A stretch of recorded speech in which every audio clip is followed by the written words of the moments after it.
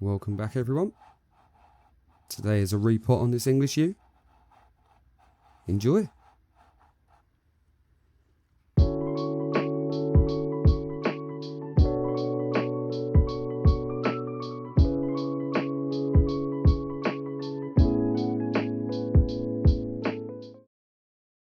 So yeah, this is a tree that has featured on this channel before for his first styling. A few pictures of that there. Since then I have actually moved the apex a little bit. You know, I just kind of finished off that styling for the video. It wasn't actually meant to be like that. So I've now pulled the apex up to start growing a leader. It's going to be a sacrificial up the top as well, so that'll help with the growth. Restyled that one in, I want to say autumn last year.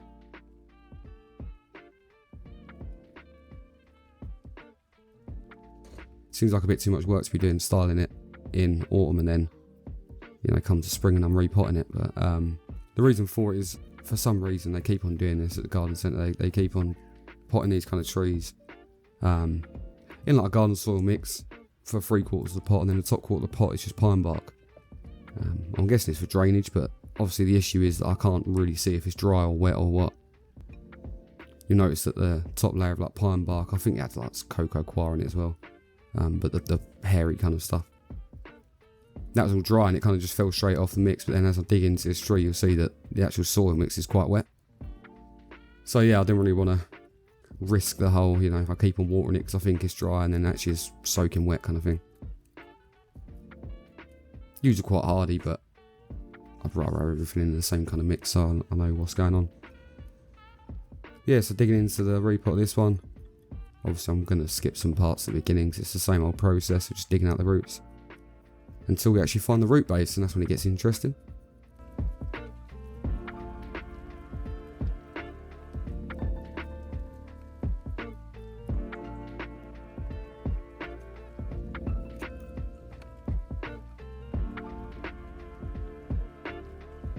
So this root ball was actually quite a nightmare when I got it down to this point.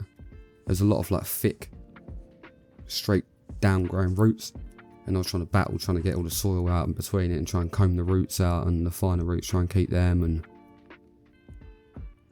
some of the roots were just twisted around each other. Yeah, I mean, it's what you get out of a nursery tree, isn't it? But you do hope sometimes for a easy tree to start with, but it's all part of it, and after this first repot it'll get a lot easier from there on. I've noticed that with the trees that I have repotted now a couple of times, that it gets easier every time, and it's a good sign.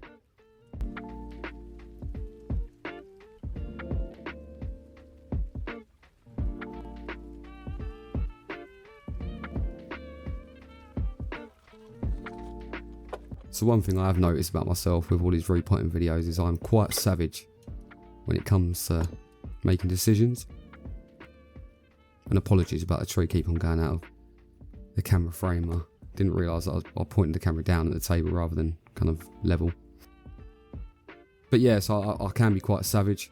And I don't know if it's a good or a bad thing really, but I have no problem in chopping stuff.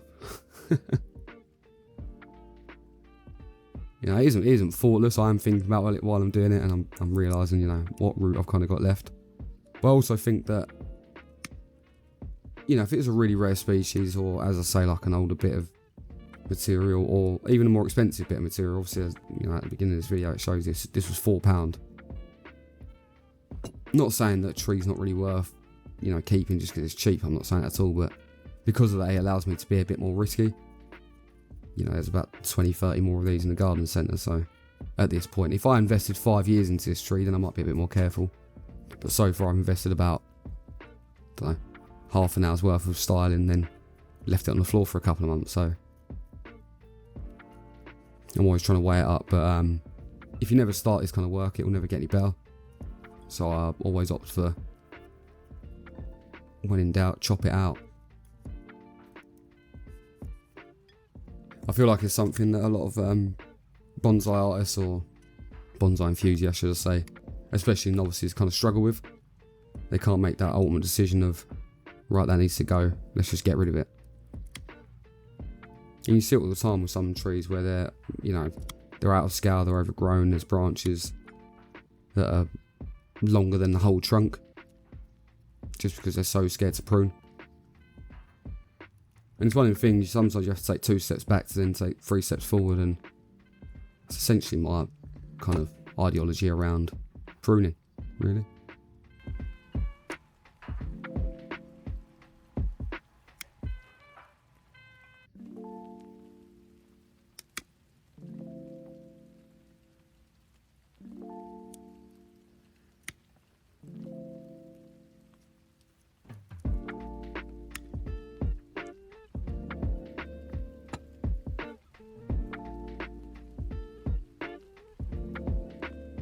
So I'm just looking here at that fork at the bottom of the roots and, trying to think of what I can even do with that. I'm thinking now, hopefully, if I put it deep enough, it can sprout some new roots from above that point. And then at some point in the future, I can cut back to that. I've got a few trees with that kind of fork in at the bottom. Obviously, it's like a tap root and then a side root, but where these trees obviously are nursery trees, they, they get potted up and that's basically it. They get left for a couple of years. We'll see how that one goes. So I've also got the same issue with a couple of beech trees and a couple of hawthorn that I've repotted this year. Yeah, I'm just trying to pot it a bit deeper and see if I can get some roots growing from that spot. I'm not sure if you air layer is possible, I suppose. Again, would I really air layer this kind of bit of material? It isn't really worth it. If anything, I would go and air layer a branch from a yew tree down the road. There's actually quite a big one near me.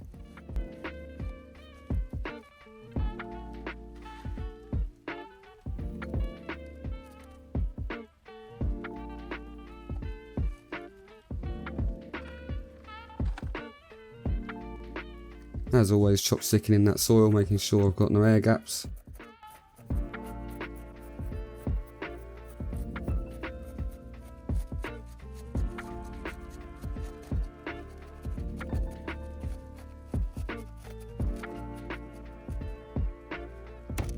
A few little love taps as well. Pretty aggressive love taps, to be fair.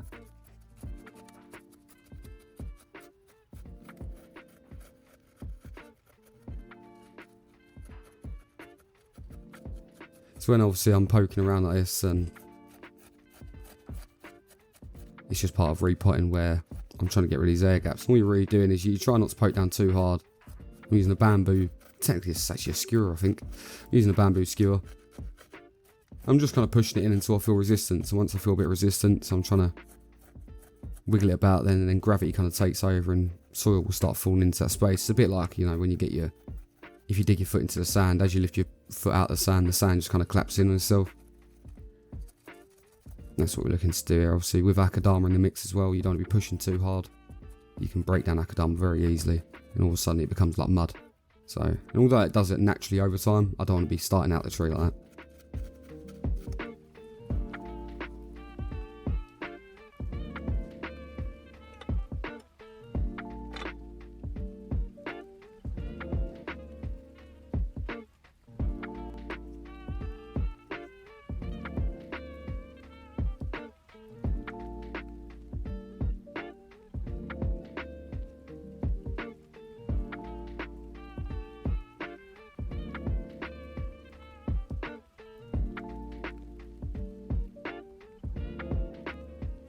And as always, I'm just going to be adding a bit of moss on top.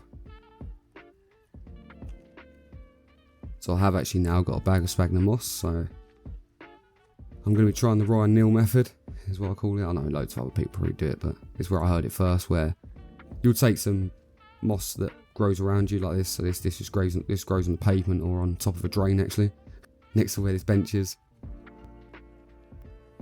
Take that, you shred it down, then you shred down some sphagnum moss as well. Mix them together and make that a top dressing. Apparently moss is better when it grows in on the soil rather than being placed on the soil. But we'll give that a go this year, and unfortunately last year I didn't manage to keep any moss through the summer. It all just burnt off, so we'll see how we go. Give it a final water in there. Make sure that soil's fully drained through. And that'll do us for this one. If you enjoyed today's content, please make sure to subscribe, like, and hit that bell notification. I'll see you soon.